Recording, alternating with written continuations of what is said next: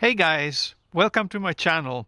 My name is George, and spring is here. I'm in Edmonton, Alberta, and spring is a big deal, I tell you.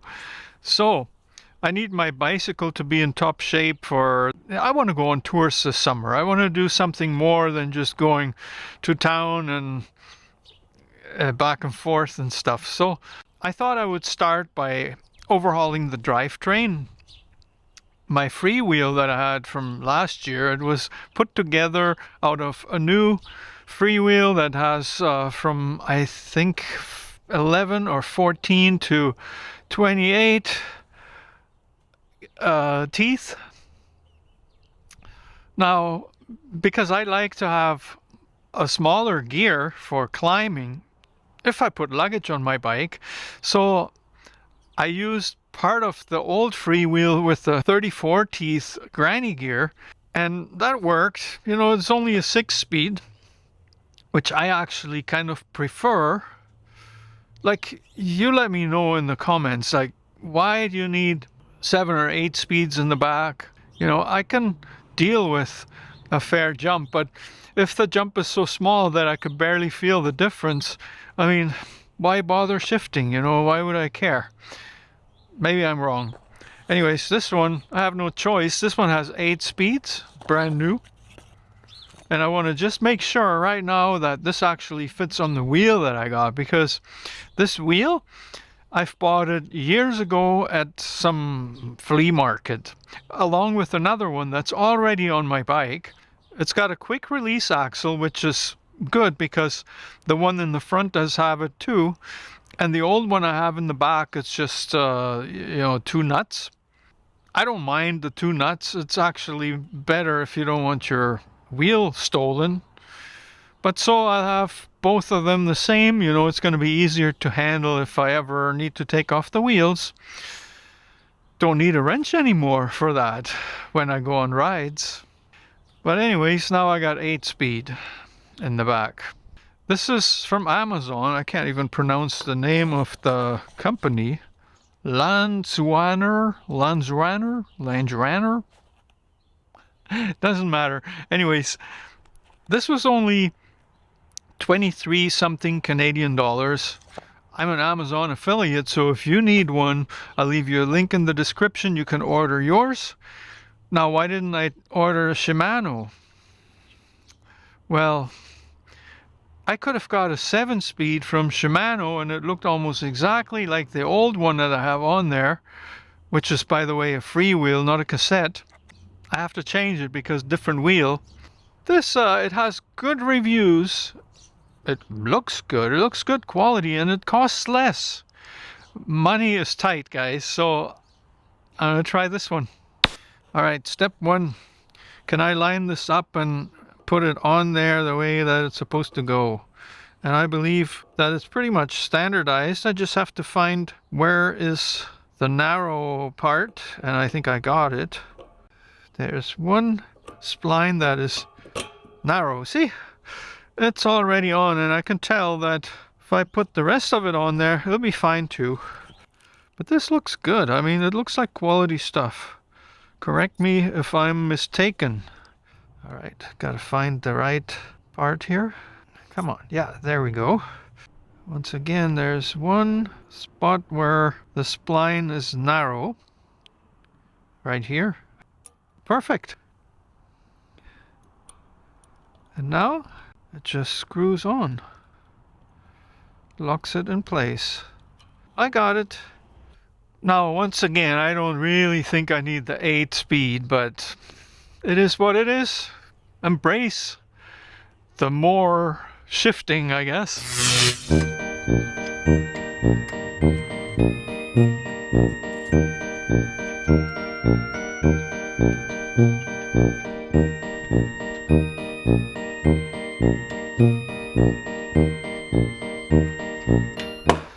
So this is going to work, guys. I have to open up the rear triangle just by, say, 1/8 of an inch, maybe not even that, but that's totally doable on this bike. I'll let you know how it goes. But first I have to clean all this up It's been too long. The bike's been in Mexico on the beach, and it was such a blast to ride it there, but it needs service. Yeah. My bike stand. I got my bike on my bike stand. The bike is filthy dirty, as you've seen before. Now I gotta clean it up, and then I'm gonna try to spread the rear triangle just enough so that I can put my new used wheel with the 8-speed cassette in there. Let's give her a good cleaning up first. So in case you're curious about my bike stand, I built this a few years ago. It's working okay, but as you could probably tell, this something I didn't think through the way that I probably should have. What happens is the door. I took off the door closer, so at least I don't have to deal with that anymore, and I have enough clearance here to get in and out of my shed.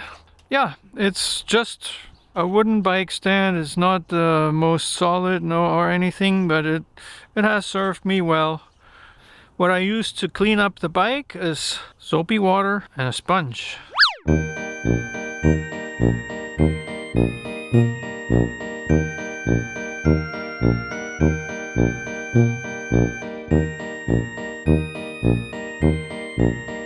Soapy water is usually my first go-to remedy for washing my bike.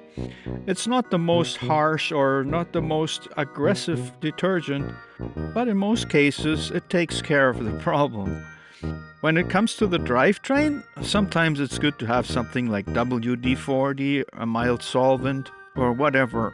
But to use it on the frame, it would mean that it leaves a residue that makes it harder later to touch up the bike. I think you understand quite well what I'm doing. It's just a basic wash. Let me show you some of the damage on this bike. That, you know, the paint was never that great. You may have seen this in the previous video. This gets always scratched, and it's part because of this bike stand, of course. But even here, see, there's damage.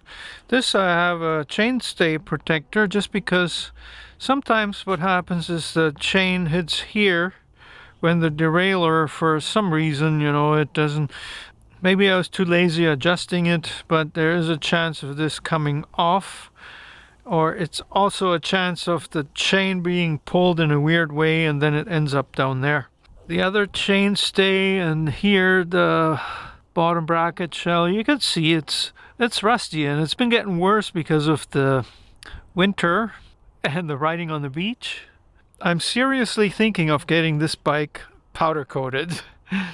Have you had any experience with a powder coated bike frame? I've heard someone recommend it. Supposedly it holds up a whole lot better than the paint does, but there are downsides to it too. So when you get scratches on it, it's hard to touch it up because it's basically plastic. And then he mentioned that it's hard to put even a sticker on there or a decal or anything like that because it's so smooth, it doesn't stick. So if you had any experience with the powder coated bike frame, I'd like to hear from you. So all these components are a lot cleaner now than they were before. Now I'm going to try to focus on getting the wheel in here the way it's supposed to be.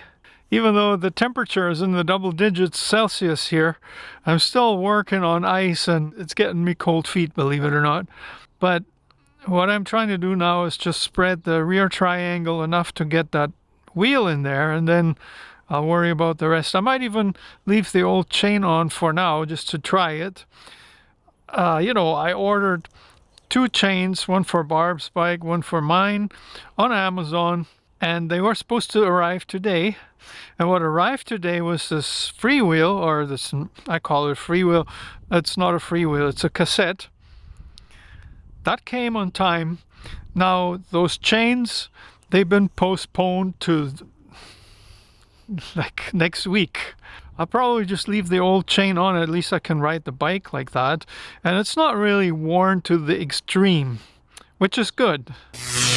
What I'm trying to do here is to spread the dropouts just far enough apart so that I can put my 8-speed hub in there. perhaps not the most precise approach. So no, I have to push quite a bit more.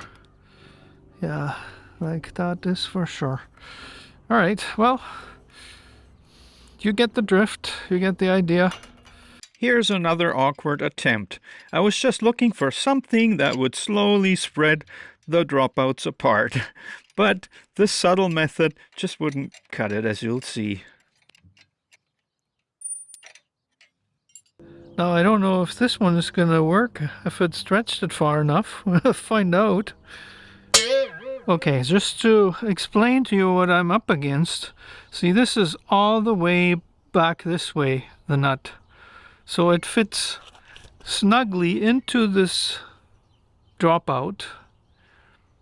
But now even if I tighten this all the way so that it basically pushes it out this much, it still bounces back all the way it was before. So how much do I have to pull this apart in order to make it stay just about 1/8 of an inch apart? I didn't think it was going to be that hard. I mean, I know that it's a good old steel bike. It's very, very strong back there, and I'm finding that out right now.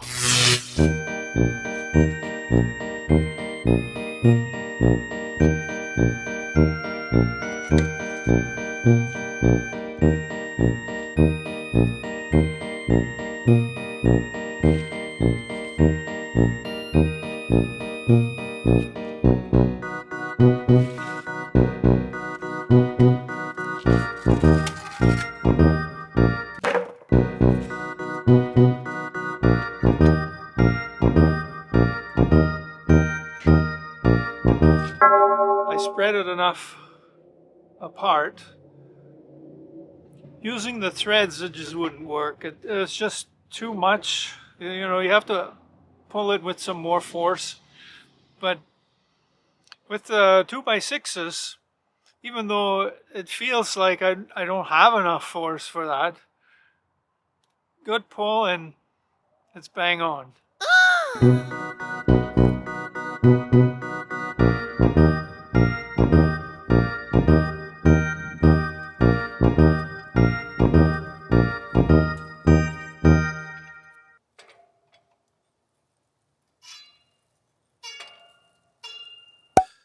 So as the way it stands right now, the wheel is not perfectly true, but it's close enough so that I can be confident I'll be able to true this no problem at all.